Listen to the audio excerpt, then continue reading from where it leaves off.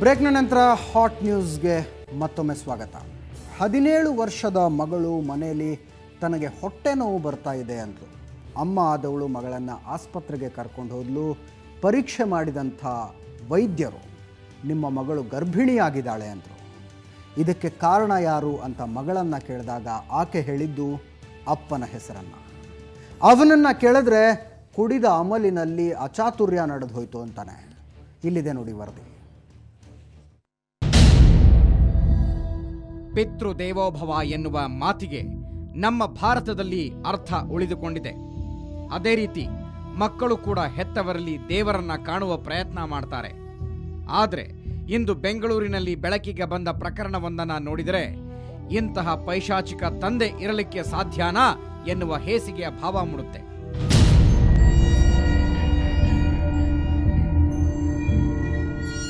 ಹೌದು, ಇದೇ ವ್ಯಕ್ತಿ ತಂದೆ ಎನ್ನುವ ಪದಕ್ಕೆ ಅಪಮಾನ. ಈತನ ಹೆಸರು ಮುತ್ತುರಾಜ್. ತನ್ನ 17 ವರ್ಷದ ಮಗಳ ಮೇಲೆ ಎರಗಿ ತನ್ನ ಕಾಮ ತೃಷೆ ತೀರಿಸಿಕೊಳ್ಳಲು ಮುಂದಾದ ಕಿರಾತಕ ತಂದೆ. ಭುವನೇಶ್ವರಿ ನಗರದ ನಿವಾಸಿಯಾಗಿರುವ ಮುತ್ತುರಾಜ್ ಕೂಲಿ ಕೆಲಸ ಮಾಡಿಕೊಂಡಿದ್ದ. ಈತನ ಹೆಂಡತಿ ಗಾರ್ಮೆಂಟ್ಸ್ಗೆ ಹೋದರೆ ಇನ್ನಿಬ್ಬರು ಮಕ್ಕಳು ಶಾಲೆಗೆ ತೆರಳುತ್ತಿದ್ದರು. ಇದೇ ಸಮಯವನ್ನ ಬಳಸಿಕೊಂಡ ಪಾಪಿ ಕಳೆದ 3 ತಿಂಗಳಿನಿಂದ ಮಗಳ ಮೇಲೆ ಅತ್ಯಾಚಾರ ಎಸಗಿದ್ದಾನೆ ಎಂಬ ಆರೋಪ ಕೇಳಿಬಂದಿದೆ. ಸರ್, ನಮ್ಮ ಇಲ್ಲಿ ಸುಮಾರು ವರ್ಷದಿಂದ ವಾಸವಾಗಿದ್ರು. 3 ವರ್ಷ ಆಯ್ತು ನಮ್ಮ ಮನೆಗೆ ಬಂದು. ಚೆನ್ನಾಗಿದ್ರು, ಏನು ಈಚೆಯನ್ನು ಬರ್ತಿರ್ಲಿಲ್ಲ. ಒಳಗಡೆ ಕೂಲಿ ಕೆಲಸ ಮಾಡೋರು ಅಂತ ಕೊಟ್ಟಿದ್ವಿ. ಇಂಥವನಂತ ನಮ್ಗೆ ಗೊತ್ತಿರಲಿಲ್ಲ. ಇಂಥ ನನ್ನ ಮಗ ಅಂತ ಗೊತ್ತಿದ್ದಿಲ್ಲ. ನಾವು ಅಂತೂ ಅವ್ನು ಜೀವಂತವಾಗಿ ಅಂತ ಕಳಿಸ್ತಿರ್ಲಿಲ್ಲ. ಅವ್ರ ತಂದೆ ಗೊತ್ತಾಗಿ ನನಗೆ 1 ಅವರ್ ಅಂತ ಗೊತ್ತಾಗಿರೋದು. ನೆನ್ನೆ ನೈಟ್ ಬಂದು ಪೊಲೀಸರು ತನಿಖೆ ಮಾಡಿದಾಗಲೇ ನನಗೆ ಗೊತ್ತಾಗಿದ್ದು. ಮುತ್ತುರಾಜ್ ವಿಪರೀತ ಕುಡಿತದ ಚಟಕ್ಕೆ ದಾಸನಾಗಿದ್ದನಂತೆ. ಪ್ರತಿದಿನ ಕುಡಿದು ಬಂದು ಈ ಕೃತ್ಯ ಎಸಗಿದ್ದಾನೆ. ಆದರೆ ಹೆದರಿದ ಮಗಳು ತನ್ನ ತಾಯಿಗೂ ಕೂಡ ವಿಷಯ ತಿಳಿಸಿಲ್ಲ. ನಿನ್ನೆ ಮಗಳು ಹೊಟ್ಟೆ ನೋವಿನಿಂದ ಬಳಲುತ್ತಿದ್ದರಿಂದ ಸ್ಥಳೀಯ ಆಸ್ಪತ್ರೆಗೆ ದಾಖಲಿಸಲಾಗಿತ್ತು. ಆಗ ಆಕೆಯನ್ನ ಪರಿಶೀಲನೆ ಮಾಡಿದ ವೈದ್ಯರು ಆಕೆ ಗರ್ಭಿಣಿ ಎಂದು ತಿಳಿಸಿದ್ದಾರೆ. ಇದಕ್ಕೆ ಕಾರಣ ಯಾರು ಎಂದು ತಾಯಿ ವಿಚಾರಿಸಿದಾಗ ನಡೆದ ಸಂಗತಿಗಳ ಬಗ್ಗೆ ಬಾಯಿ ಬಿಟ್ಟಿದ್ದಾಳಂತೆ. ಇಂಥ ಕೆಟ್ಟ ಜನ ಅಂತ ಗೊತ್ತಿಲ್ಲ ಸ್ವಾಮಿ. ಯಾರು ತಾಯಿ ತಂದೆ ಮಕ್ಕಳಿಗೆ ಸಂಬಂಧ ಇಲ್ವಾ? ಈ ಥರ ಅಂತ ಅಲ್ಲೋಲ್ಕರ್ ಕೆಲಸ ಮಾಡೋನಲ್ಲ. ಇಂಥ ಕೆಲಸ ನಾವೆಲ್ಲೂ ನೋಡಿಲ್ಲ ಸ್ವಾಮಿ. ತಾಯಿ ಮಕ್ಕಳು ಸಂಬಂಧ ಅನ್ನೋದು ಏನು ಕಾಯ್ತು? ಯಾರು ತಂದೆನೇ ತಾಯಿನ ಮಗಳನ್ನ ಇದು ಮಾಡ್ತಾರ? ಅವ್ನಿಗೆ ಏನು ಕೊಟ್ಟರು ಶಿಕ್ಷಣ ಕಮ್ಮಿ ಸರ್. ಅಪ್ರಾಪ್ತ ಬಾಲಕಿ ಗರ್ಭಿಣಿಯಾಗಿದ್ದರಿಂದ ವೈದ್ಯರು ಸಂಪೂರ್ಣ ಮಾಹಿತಿ ಪಡೆದು ಪೊಲೀಸರಿಗೆ ತಿಳಿಸಿದ್ದಾರೆ. ಈ ಸಂಬಂಧ ದೂರು ದಾಖಲಿಸಿಕೊಂಡಿರುವ ಕುಂಬಳಗೋಡು ಪೊಲೀಸರು ಪಾಪಿ ತಂದೆಯನ್ನ ಬಂಧಿಸಿ ವಿಚಾರಣೆ ನಡೆಸಿದ್ದಾರೆ. ಬೆಂಗಳೂರಿನಿಂದ ಅನಿಲ್ ಜೊತೆ ರಮೇಶ್ ಕೆಎಚ್, ಕ್ರೈಮ್ ಬ್ಯೂರೋ, ಸುವರ್ಣ ನ್ಯೂಸ್. ಕೆಲವು ಸಂಬಂಧಗಳಿಗೆ ಅವುಗಳದೇ ಆದಂಥ ಮೌಲ್ಯಗಳಿರ್ತವೆ, ಪಾವಿತ್ರ್ಯತೆ ಇರ್ತವೆ. ಆದರೆ ಇಂಥ ತಂದೆಯರಿಂದಾಗಿ ತಂದೆ ಹೆಣ್ಣು ಮಕ್ಕಳ ಸಂಬಂಧದ ಬಗ್ಗೆನೇ ಒಂದು ರೀತಿಯಾದಂಥ ಕಪ್ಪು ಚುಕ್ಕೆ ಮೂಡೋ ಹಾಗಾಗುತ್ತೆ. ಆದರೆ ಅದಕ್ಕಿಂತಲೂ ದೊಡ್ಡ ದುರಂತ ಅನಿಸೋದು ಈ ಆರೋಪಿ ಮುತ್ತುರಾಜ ಕುಡಿದ ನಶೆಯಲ್ಲಿ ಅಚಾತುರ್ಯ ನಡೆದು ಹೋಯಿತು ಅನ್ನುವಂಥ ಮಾತನ್ನು ಆಡಿದಾಗ ಮಾಡಿದ ತಪ್ಪನ್ನು ಮತ್ತು ಅದರಿಂದಾಗುವ ಶಿಕ್ಷೆಯಿಂದ ತಪ್ಪಿಸ್ಕೊಳ್ಳೋದಕ್ಕೆ ಬಾಟ್ಲಿ ಹಿಂದೆ ಅವಚ್ಚಿತ್ತುಕೊಳ್ಳುವಂಥ ಪ್ರಯತ್ನ ಇದು. ಈ ಪ್ರಕರಣದ ಬಗ್ಗೆ ಹೆಚ್ಚಿನ ಮಾಹಿತಿ ಕೊಡೋದಕ್ಕೆ ನಮ್ಮ ಕ್ರೈಮ್ ರಿಪೋರ್ಟರ್ ರಮೇಶ್ ನಮ್ಮ ಜೊತೆಗೆ ದೂರವಾಣಿ ಸಂಪರ್ಕದಲ್ಲಿದ್ದಾರೆ.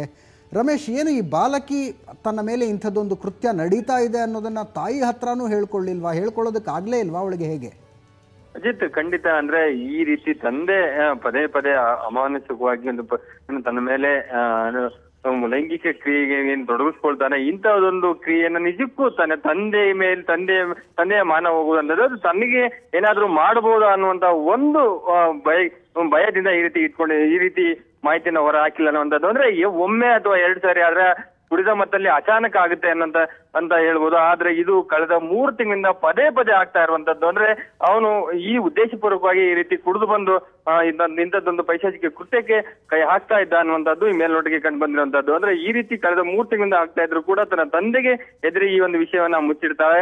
ಆದ್ರೆ ನಿನ್ನೆ ಏನು ತೀರಾ ಹೊಟ್ಟೆ ನೋವಿಂದ ಬಳಲ್ತಾ ಇದ್ದಂತ ಮಗಳನ್ನ ಆಸ್ಪತ್ರೆಗೆ ಕರ್ಕೊಂಡು ಹೋದಂತ ತಾಯಿಗೆ ನಿಜಕ್ಕೂ ಶಾಕ್ ಆಗ್ತದೆ. ಅಂದ್ರೆ ವೈದ್ಯರು ಈಕೆ ನಿನ್ನ ಮಗಳು ಗರ್ಭಿಣಿ ಅನ್ನುವಂತ ಮಾತನ್ನ ಕೇಳಿದಾಗ ನಿಜಕ್ಕೂ ಆ ತಾಯಿಗೆ ಒಂದು ಶಾಕ್ ಆಗ್ತದೆ. ಆ ಸಂದರ್ಭದಲ್ಲಿ ಮಗಳನ್ನ ಅಂದ್ರೆ ಎದುರಿಸಿ ಕೇಳ್ತಾಳೆ ಯಾರು ಇದಕ್ಕೆ ಕಾರಣ ಅನ್ನುವಂಥದ್ದು. ಸೊ ಆವಾಗ ಮತ್ತೊಂದು ಶಾಕ್ ಅಂದ್ರೆ ತನ್ನ ತಂದೆಯೇ ಇದಕ್ಕೆ ಕಾರಣ ಅನ್ನುವಂಥದ್ದು ಗೊತ್ತಾದಾಗ ನಿಜಕ್ಕೂ ಆ ತಾಯಿ ನಿಜಕ್ಕೂ ಶಾಕ್ ಆಗ್ತಾಳೆ. ತದನಂತರ ವೈದ್ಯರು ಅಂದ್ರೆ ಅಕ್ಕಪಕ್ಕದ ಮನೆಗಳವರ ಆಕ್ರೋಶ ನೋಡಿದ್ರೆ ಈ ಮುತ್ತುರಾಜ್ ಏನಾದ್ರು ಕೈಗೆ ಸಿಕ್ಕಿದ್ರೆ ಸಮಾ ಕಜ್ಜಾಯ ಬೀಳ್ತಿದ್ವು ಅನ್ಸುತ್ತಲ್ವಾ ಅವನಿಗೆ?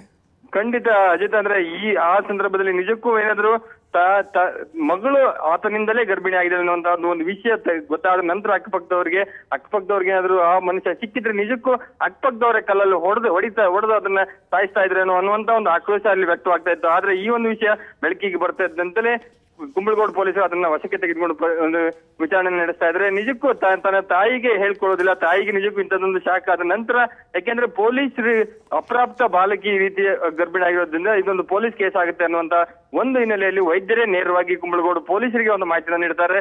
ಆದ ನಂತರ ವೈದ್ಯರು ನೀಡಿದಂತಹ ಮಾಹಿತಿಯನ್ನ ಆಧರಿಸಿ ಮತ್ತೆ ತಾಯಿ ಮಗಳ ಇಬ್ಬರು ಹೇಳಿಕೆಯನ್ನ ಬರೆಸಿಕೊಂಡು ಈ ಪ್ರಕರಣ ದಾಖಲಿಸಿಕೊಂಡು ಈಗ ತನಿಖೆ ನಡೆಸ್ತಾ ಇದ್ದಾರೆ. ಅಜಿತ್, ಧನ್ಯವಾದ ರಮೇಶ್ ನಿಮ್ಮ ಈ ಎಲ್ಲ ಮಾಹಿತಿಗಾಗಿ.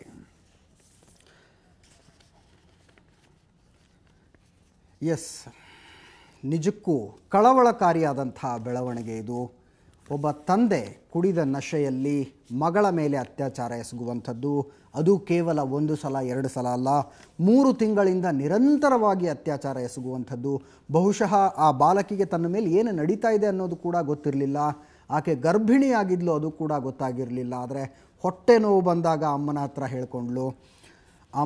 ಹೇಳ್ಕೊಂಡ್ಲು. ಆಗ ವೈದ್ಯರು ಆಕೆ ಗರ್ಭಿಣಿ ಆಗೋದನ್ನು ಖಚಿತಪಡಿಸ್ತಾರೆ, ಗರ್ಭಿಣಿ ಆಗಿರೋದನ್ನು ಖಚಿತಪಡಿಸ್ತಾರೆ. ಇದಕ್ಕೆ ಕಾರಣ ಯಾರು ಅಂತ ಕೇಳಿದ್ರೆ ಬಹುಶಃ ತಾಯಿಗೆ ದೊಡ್ಡ ಮಟ್ಟದ ಶಾಕ್, ಜೀವನದ ಅತಿ ದೊಡ್ಡ ಶಾಕ್ ಕಾದಿತ್ತು ಅಂತ ಅನಿಸುತ್ತೆ. ತನ್ನ ಗಂಡನೇ ಹುಟ್ಟಿಸಿದ ಮಗಳ ಮೇಲೆ ಅತ್ಯಾಚಾರ ಮಾಡಿದ್ದಾನೆ ಅನ್ನುವಂಥದ್ದು. ಎಸ್, ಇವತ್ತು ಅವರಿಬ್ಬರು ಎಲ್ಲ ಅಂದ್ಕೊಂಡು ಹಾಗೆ ನಡೆದಿದ್ರೆ ನಾವು ಒಂದು ಜ್ಯುವೆಲ್ರಿ ಶಾಪ್ ಕಳ್ಳತನದ ಸುದ್ದಿಯನ್ನು ಕೊಡ್ತಾ ಇದ್ವಿ. ಆದರೆ ಅವರು ಅಂದುಕೊಂಡ ಹಾಗೆ ಆಗಲಿಲ್ಲ.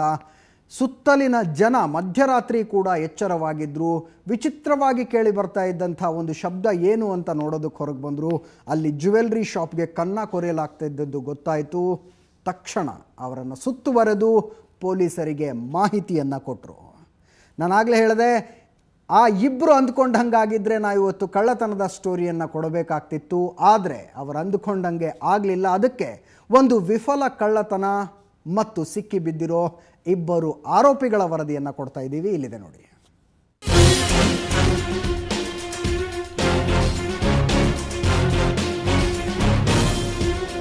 ಇಲ್ಲಿ ತಲೆ ತಗ್ಗಿಸಿ ನಿಂತಿರೋರ ಹೆಸರು ಅರುಣ್ ಶೇಖ್ ಮತ್ತು ಅಜೀಂ ಶೇಖ್. ನಿನ್ನೆ ರಾತ್ರಿ ಶಿವಾಜಿನಗರದಲ್ಲಿರುವ ಹೀರಾ ಜ್ಯುವೆಲರ್ಸ್ಗೆ ಕನ್ನ ಹಾಕೋದಕ್ಕೆ ಹೊರಟವರಿವರು.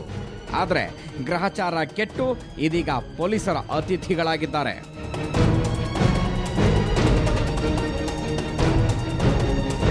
ವಾರದ ಹಿಂದೆಯಷ್ಟೇ ಕೆಲಸ ಅರಸಿ ಜಾರ್ಖಂಡ್ನಿಂದ ಬೆಂಗಳೂರಿಗೆ ಬಂದವರು ಅಲ್ಲೇ ಇದ್ದ ಆಟೋದವನ ಹತ್ರ ಕೆಲಸ ಕೇಳಿದ್ರು.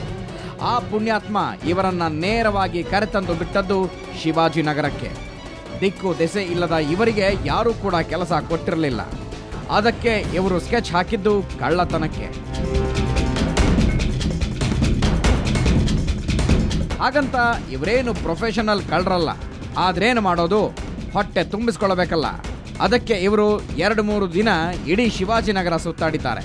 ಕೊನೆಗೆ ಇವರ ಕಣ್ಣಿಗೆ ಬಿದ್ದದ್ದು ಜೈನ್ ಟೆಂಪಲ್ ಹತ್ರ ಇರುವ ಹೀರಾ ಜ್ಯುವೆಲರ್ಸ್. ಅಲ್ಲಿನ ವ್ಯಾಪಾರ ವಹಿವಾಟು ಇವರ ಕಣ್ಣು ಕುಕ್ಕಿ ಬಿಟ್ಟಿದೆ. ನಿನ್ನೆ ರಾತ್ರಿ ಪಕ್ಕಾ ಪ್ಲಾನ್ ಮಾಡಿ ಹೀರಾ ಜ್ಯುವೆಲರ್ಸ್ನ ಹಿಂದೆ 20 ದಿನಗಳಿಂದ ನಿರ್ಮಿಸಲಾಗುತ್ತಿರುವ ಕಟ್ಟಡದ ಮೂಲಕ ಶಾಪ್ನ ಗೋಡೆಯನ್ನ ಅಗೆದಿದ್ದಾರೆ. ಆದರೆ ಅದರ ಒಳಗಿದ್ದ ಮರವನ್ನ ಕೊರೆಯುವ ಸಮಯದಲ್ಲಿ ಅಕ್ಕಪಕ್ಕದ ಮನೆಯವರು ಎಚ್ಚರವಾಗಿ ತಕ್ಷಣ ಅವರನ್ನ ಸುತ್ತುವರೆದು ನಂತರ ಬೀಟ್ ಪೊಲೀಸರಿಗೆ ವಿಷಯ ಮುಟ್ಟಿಸಿ ಆರೋಪಿಗಳನ್ನ ಅವರ ವಶಕ್ಕೆ ಒಪ್ಪಿಸಿದ್ದಾರೆ. ನೈಟ್ 1:30ಗೆ ನಾನು TV ನೋಡ್ಕೊಂಡಿದ್ದೆ. ಏನೋ ಒಂದು ಸೌಂಡ್ ಬಂತು, ಗಡ್ಬಡ ಹೊಡೆಯೋ ಥರ. ನಾನು ಏನೋ ಇದು ಸೌಂಡ್ ಬರ್ತಾ ಇದೆ ಅಂತ ವಿಂಡೋಯಿಂದ ಆಚೆ ನೋಡಿದೆ. ಅಷ್ಟು ಇದಾಗಿಲ್ಲ. ಆಮೇಲೆ ನಾನು ಆಚೆ ಬಂದೆ. ನಾವು 2 ಜನ ಸೇರಿಸ್ಬಿಟ್ಟು ಎಲ್ಲೋ ಸೌಂಡ್ ಬರ್ತಾಯಿದೆ ಅಂತ ವಾಚ್ ಮಾಡಿದ್ವಿ. ವಾಚ್ ಮಾಡುವಾಗ ಇಲ್ಲಿನೇ ಸೌಂಡ್ ಬರ್ತಾಯಿತ್ತು. ಆಮೇಲೆ ಇದು ಡೋರ್ ಇದು ಮಾಡಿಬಿಟ್ಟು ನೋಡಿದ್ರೆ ಒಳಗಡೆ 2 ಜನ ಇತ್ತು. ಇದು ಹೀರಾ ಜ್ಯುವೆಲ್ಲರ್ಸ್ ಬ್ಯಾಕ್ ಸೈಡ್ ಒಂದು ಇದು ಮಾಡಿದ್ದಾರೆ ಹೋಲ್. ಅಂಗಡಿಯಿಂದ ಸ್ವಲ್ಪ ಒಂದು 10 ನಿಮಿಷ ಬಿಟ್ಟಿದ್ರೆ अंगड़ी ಒಳಗಡೆ ಹೋಗ್ಬಿಟ್ಟು ಅವ್ರದ್ದು प्लान सैंक्शन आगोರು. हमारे को क्या है, जिन्नत कुमार ने रात को फ़ोन किया था, हम वहाँ पे आके उधर देखे तो पुलिस वाले की 2 जीप खड़ी हुई थी और हमें भी 20-25 जने थे, बाजू वाले पूरे जने खड़े हुए थे. अंदर से आवाज़ आ रहा था. फिर हम उसको लॉक तोड़ के अंदर गए तो होल दिखा हमारे को और देखे तो चोर छिपे हुए थे. छज्जे के अंदर 2 जने छिपे हुए थे. उसको मैं पकड़ा और पुलिस के हवाले किया. ರಾತ್ರಿ 1:30ಕ್ಕೆ ಈ ಘಟನೆ ನಡೆದಿದ್ದು ಬೆಳಗಿನ ಜಾವ 5:15 ಸುಮಾರಿಗೆ ಮರಳಿ ಊರಿಗೆ ಹೋಗಲು ಟಿಕೆಟ್ ಬುಕ್ ಮಾಡಿದ್ರಂತೆ ಖದೀಮರು. ಸದ್ಯಕ್ಕೆ ಇವರ ಪ್ಲಾನ್ ತಲೆ ಕೆಳಗೆ ಮಾಡಿರುವ ಸಾರ್ವಜನಿಕರು ಇಬ್ಬರಿಗೆ ಶಿವಾಜಿನಗರ ಪೊಲೀಸ್ ಠಾಣೆಯಲ್ಲಿ ತಲೆ ತಗ್ಗಿಸಿ ಕೂರುವಂತೆ ಮಾಡಿದ್ದಾರೆ. ಸಾರ್ವಜನಿಕರು ಪೊಲೀಸ್ನವ್ರ ಜೊತೆ ಕೈ ಜೋಡಿಸಿದ್ರೆ ಅದೆಂಥವನನ್ನು ಕೂಡ ಕಂಬಿ ಹಿಂದೆ ನಿಲ್ಲಿಸಬಹುದು ಅನ್ನೋದಕ್ಕೆ ಈ ಘಟನೆ ಒಂದು ಉತ್ತಮ ಉದಾಹರಣೆ. ನಿನ್ನೆ ಸಾರ್ವಜನಿಕರು ಜಾಗೃತರಾಗಿದ್ದರಿಂದ ಇಂದು ಲಕ್ಷಾಂತರ ರೂಪಾಯಿ ಮೌಲ್ಯದ ಚಿನ್ನಾಭರಣಗಳು ಉಳಿಯುವಂತಾಯಿತು. ಕ್ಯಾಮ್ರಾ ಪರ್ಸನ್ ವೇದಮೂರ್ತಿ ಜೊತೆ ಅಭಿಷೇಕ್ ಜಯಶಂಕರ್, ಸುವರ್ಣ ನ್ಯೂಸ್.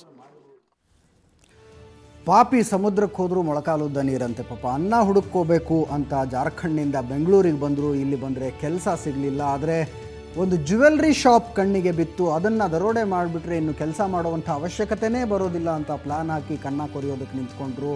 ಅಲ್ಲೂ ಕೂಡ ಅವರಿಗೆ ಅದೃಷ್ಟ ಕೈ ಕೊಟ್ಟಿತ್ತು, ಸಿಕ್ಕಾಕ್ಕೊಂಡ್ರು. ಆದರೆ ಬಹುಶಃ ಸಮಾಧಾನದ ನಿಟ್ಟುಸಿರು ಬಿಟ್ಟಿರುವಂಥವರು ಜ್ಯುವೆಲ್ರಿ ಶಾಪ್ ಮಾಲೀಕರು. ಒಂದು ಅಂದಾಜಿನ ಪ್ರಕಾರ 2 ಕೋಟಿ ಮೌಲ್ಯದ ಚಿನ್ನಾಭರಣಗಳು ಒಳಗಡೆ ಇದ್ವು. ಅವೆಲ್ಲವೂ ಬಚಾವಾಗಿದೆ. ಆ ಸಮಾಧಾನವನ್ನು ಅವರು ಅನುಭವಿಸ್ತಾ ಇದ್ದಾರೆ. ಹಾಟ್ ನ್ಯೂಸ್ನಲ್ಲಿ ಇನ್ನೊಂದು ಸಣ್ಣ ಬ್ರೇಕ್ನ ಸಮಯ ಆಗಿದೆ. ಬ್ರೇಕ್ನ ನಂತರ ಯಾದಗಿರಿಯ ವರದಿಯನ್ನು ಕೊಡ್ತಾ ಇದ್ದೀವಿ. ಇವತ್ತು ಅಕ್ಷರಶಃ ಹೊತ್ತುಕೊಂಡು ಉರಿಯುವಂಥ ಪರಿಸ್ಥಿತಿ ಅಲ್ಲಿ ನಿರ್ಮಾಣ ಆಗಿತ್ತು. ಬ್ಯಾನರ್ ತೆರವುಗೊಳಿಸೋ ವಿಚಾರಕ್ಕೆ ಗಲಾಟೆ ನಡೆದು ಒಂದು ಕೊಲೆ ಆಯಿತು. ಅಲ್ಲಿ ಕೊಲೆಯ ನಂತರ ಒಂದು ಸಮುದಾಯದ ಜನ ಅಕ್ಷರಶಃ ರಸ್ತೆಗಿಳಿದು ಅಲ್ಲಿ ನರಕವನ್ನು ಸೃಷ್ಟಿಸಿ ಹಾಕಿದ್ರು. ಅಂಗಡಿ ಮುಂಗಟ್ಟುಗಳನ್ನು ಒಡೆದ್ರು, ಬಸ್ಗಳ ಮೇಲೆ ಕಲ್ಲು ತೂರಾಟ ನಡೆಸಿದ್ರು. 20ಕ್ಕಿಂತ ಹೆಚ್ಚು ಜನ ಪೊಲೀಸರು ಗಾಯಗೊಂಡಿದ್ದಾರೆ. 10 ಜನ ಸಾರ್ವಜನಿಕರು ಕೂಡ ಗಾಯಗೊಂಡಿದ್ದಾರೆ. ಅದಕ್ಕೆ ಸಂಬಂಧಪಟ್ಟಂಥ ವರದಿಯನ್ನು ಕೊಡ್ತೀವಿ. ಅದಕ್ಕಿಂತ ಮುಂಚೆ ಹಾಟ್ ನ್ಯೂಸ್ನಲ್ಲಿ ಇನ್ನೊಂದು ಬ್ರೇಕ್.